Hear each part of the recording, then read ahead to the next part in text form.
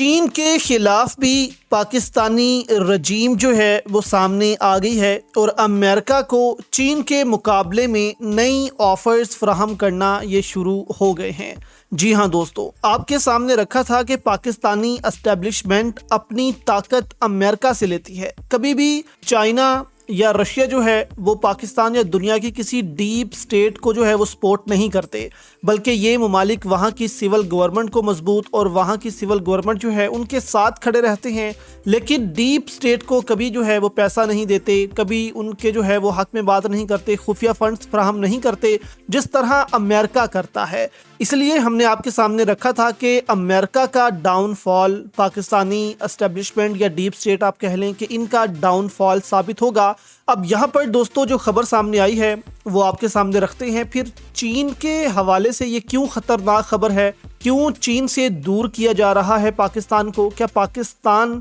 ناراض ہے چائنا سے کہ چائنا نے جو 10 ارب ڈالر کے قریب ہم پر انویسٹمنٹ کی ہوئی تھی پاور سیکٹر کی، اس کی وجہ سے پاکستان میں بجلی مہنگے سے مہنگی ہو رہی ہے، جبکہ اصل غصہ پاکستانی رجیم ان پر نکالے جو یہاں پر کک بیکس لے کر روانہ ہو گئے، پیپلز پارٹی اور نون لیگ کے لوگ۔ اب یہاں پر دوستو پاکستان نے ایک معاہدہ کیا ہے سیکیورٹی تعاون کو مضبوط کرنے کے حوالے سے اور معدنیات کے شعبے میں سرمایہ کاری حاصل کرنے کے لیے ایک امریکی لابنگ فرم کی خدمات حاصل کر لی گئی ہیں۔ روزنامہ دنیا نے یہ خبر دی ہے۔ جو افغانستان کے معاملے سے کی گئی ہے خبر، وہ تو آپ ایک سائٹ پر رکھیں، وہ ہم آپ کے سامنے رکھ چکے ہیں کہ کیسے افغانستان میں آپریشن کے حوالے سے وہاں پاکستان لابنگ کر رہا ہے۔ دوسرا یہاں پر دوستو کہا گیا ہے کہ پاکستان جو ہے اس کے علاوہ امریکی کانگریس اور پینٹاگون کے سامنے جو ہے وہ بھی یہ ساری بات چیت رکھ رہا ہے اور کہہ رہا ہے کہ اسٹریٹجک لحاظ سے ان شعبوں میں سرمایہ کاری کرنا، پاکستان میں تانبے کے ذخائر، ریئر ارتھ منرلز اور گولڈ کی پیداوار کو نکالنے کے لیے ان میں سرمایہ کاری کرنا امریکہ کے لیے بہت اچھا ثابت ہو سکتا ہے۔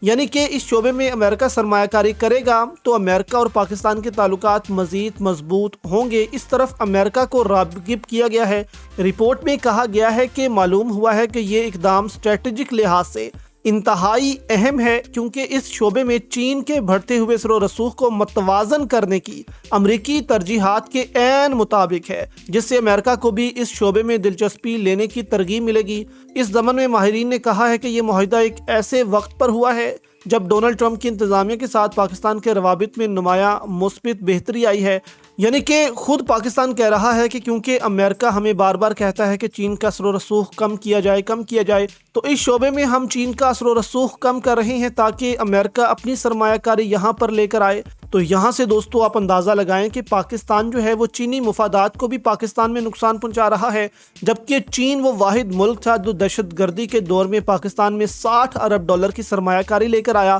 آج ہم یہ سب کچھ چین کے ساتھ کر رہے ہیں اور امریکہ کو دعوت دے رہے ہیں کہ وہ یہاں پر آئے، جبکہ امریکیوں کے حوالے سے مشہور ہے کہ وہ جس ملک میں جاتے ہیں، انویسٹمنٹ کرتے ہیں، ذخائر نکالتے ہیں اور اس ملک کو خانہ جنگی میں دھکیل کر واپس آ جاتے ہیں۔ تو یہاں پر دوستو پاکستان کو جو ہے وہ سوچ سمجھ کر یہ اقدام اٹھانا چاہیے۔ اگر چین ایک دفعہ ناراض ہو گیا پاکستان سے تو وہ اربوں ڈالر کی سرمایہ کاری پاکستان سے اٹھا لے گا۔